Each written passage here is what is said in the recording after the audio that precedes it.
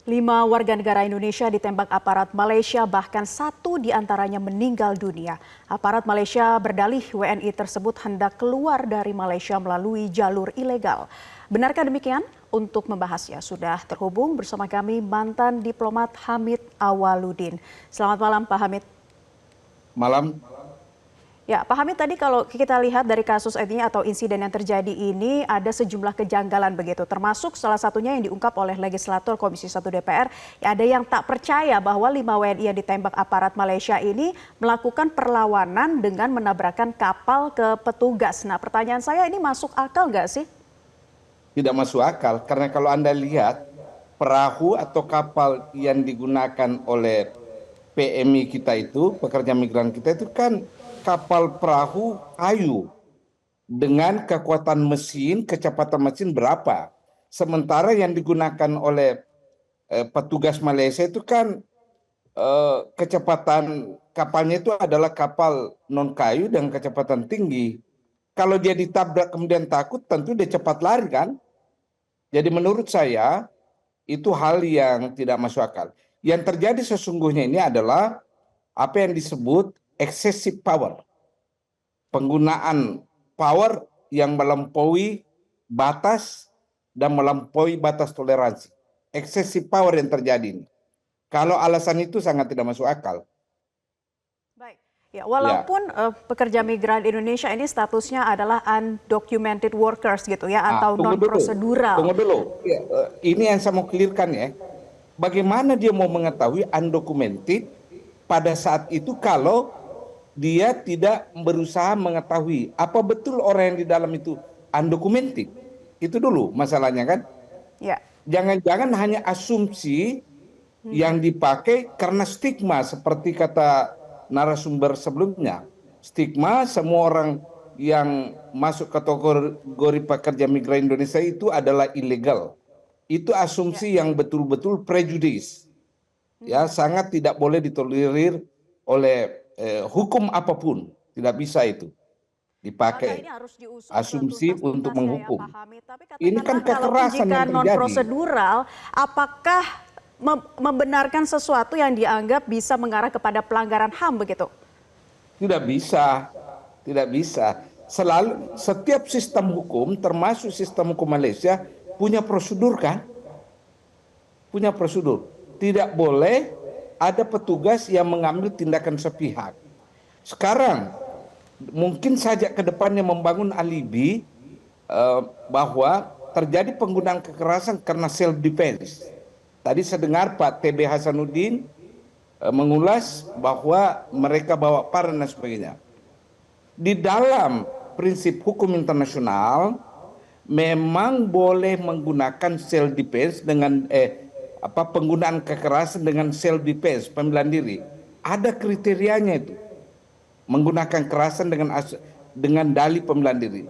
Pertama, overwhelming.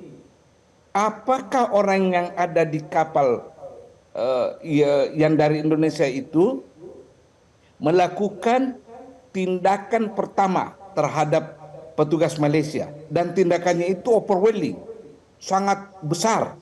Itu satu. Kedua, ya kriteria menggunakan use of force dengan dalih pembelaan diri self defense itu no time for deliberation, tidak ada waktu untuk berdiskusi. Apa betul mereka itu teman-teman, saudara-saudara kita yang ada di kapal Indonesia itu begitu kepergok melawan sehingga tidak ada waktu untuk bertanya, tidak ada waktu untuk mengecek. Saya khawatir itu adalah alibi sepihak yang dibangun oleh petugas perairan Malaysia. Tidak masuk akal saya. Satu polisi menggunakan senjata, menggunakan peralatan canggih, kemudian orang yang berasal dari Indonesia dengan perahu yang sangat-sangat sederhana, dengan kecepatan yang sangat-sangat minim dibandingkan kecepatan kapal petugas Malaysia. Mau menyerang membabi buta. Kemungkinan kalau toh terjadi bahwa dia ditabrak, jangan dulu dianggap itu penyerangan. Bisa jadi aksiden, bisa jadi. Harus ditelusuri semua ini.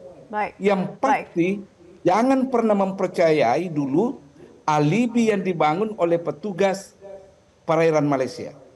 Bisa jadi tindakan eksesif yang dipicu oleh masalah stigma yang tadi. Bahwa orang Indonesia, pekerja Indonesia kita itu semuanya ilegal. Itu bahaya sekali itu. Stigma seperti itu. Ya, Pak Hamid, pemerintah sudah menyampaikan nota diplomatik ke pemerintah Malaysia. Apa yang bisa diharapkan dari pemerintah Indonesia setelah adanya nota diplomatik ini? Kemudian apa lagi yang memang benar-benar harus dikejar oleh pemerintah Indonesia? Pertama, nota diplomatik itu adalah prosedur diplomat, prosedur diplomasi. Kalau memang tidak ditanggapi, ya Indonesia harus mempertanyakannya lagi. Sejauh mana penyelidikan atas kasus ini? Karena ini kan kasus berulang. Data yang ditayangkan tadi itu sudah 75 warga kita ditembak oleh petugas di Raja Malaysia dalam rentang waktu 20 tahun. Bukan angka yang sedikit bagi nyawa itu. Dan bisa saja kita katakan ini adalah cara sistematis untuk menyelesaikan persoalan dengan stigma bahwa semua orang dari Indonesia itu ilegal. Saya ingin jelaskan ya bahwa hubungan Malaysia dengan Indonesia dalam konteks pekerja kita itu adalah hubungan mutual interest, mutual benefit. Ya, orang Malaysia tanpa pekerja kita mau bikin apa ekonominya? Jangan karena kita datang bekerja kemudian dianggap bahwa kita itu adalah subjek atau objek kesewenang-wenangan. No, ekonomi mereka juga kan tergantung dari pekerja kita. Kenapa? Tentu ada yang mengatakan bahwa kan bisa ambil pekerja Bangladesh, Sri Lanka dan sebagainya. Itu tidak mungkin cocok karena perbedaan kultur. Orang Malaysia, pemilih modal Malaysia lebih menyenangi mempekerjakan orang Indonesia karena ada kesamaan kultur. Jadi benturan antara majikan dengan pekerja kurang. Tuh. Ya, Pak Hamid, peristiwa serupa ini juga pernah terjadi pada tahun 2012. Nah, apakah ini menunjukkan bahwa Malaysia belum ramah terhadap pekerja migran Indonesia atas kasus yang terjadi sebelumnya? Ya, faktanya seperti itu. Dan karena itu harus pemerintah kita itu meminta pertanggungjawaban dengan cara melakukan investigasi terbuka. Jangan didiamkan. Seolah-olah demi kebaikan, demi hubungan diplomatik, kematian ini kita maafkan. Kematian ini didiamkan tanpa ada prosedur hukum yang dijalani oleh petugas Malaysia. Enough, cukuplah kali ini.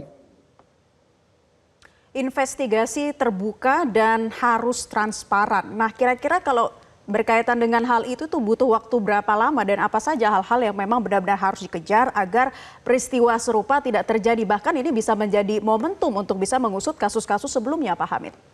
Ya, pertama ya untuk kasus ini harus diinvestigasi betul. Apakah betul kapal kita ini menabrak?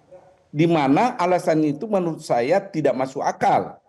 Karena peralatan yang digunakan itu tidak sebanding. Bagaimana mungkin kapal perahu yang dibuat dari kayu dengan kekuatan mesin yang sangat rendah bisa menabrak kapal perairan Malaysia? Itu tidak masuk akal itu. Yang kedua, ya, apa betul orang yang ada di kapal itu undocumented? Ya, kalau toh itu betul undocumented, mengapa pada malam itu tidak diinvestasi dulu? Nah, ketiga, mengapa harus melakukan penembakan? Ingat, parang yang dipakai tidak sebanding dengan senjata api.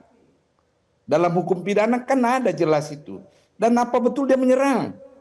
Jangan-jangan dia hanya angkat parang, tidak bergerak, kemudian ditembak. Itu dua hal berbeda. Ya kan? Ya. Dan apa betul dia loncat dari perahu yang ditumpangi menyerang petugas Malaysia yang ada di kapalnya? Ini semua rentetan penyelidikan yang harus dibuktikan. Jangan mendengar sepihak dari petugas Malaysia. Nah, apakah pemerintah Malaysia melakukan itu? Ya, saya mengharapkan demi menjaga hubungan timbal balik. Ya, baik. Kita tentunya akan tunggu nantinya seperti apa hasil dari nota diplomatik dan juga investigasi lanjutan untuk bisa mengusut tuntas kasus ini. Terima kasih Bapak Hamid Awaludin, mantan diplomat sudah bergabung di kesempatan Prime Time News kali ini. Selamat beraktivitas kembali.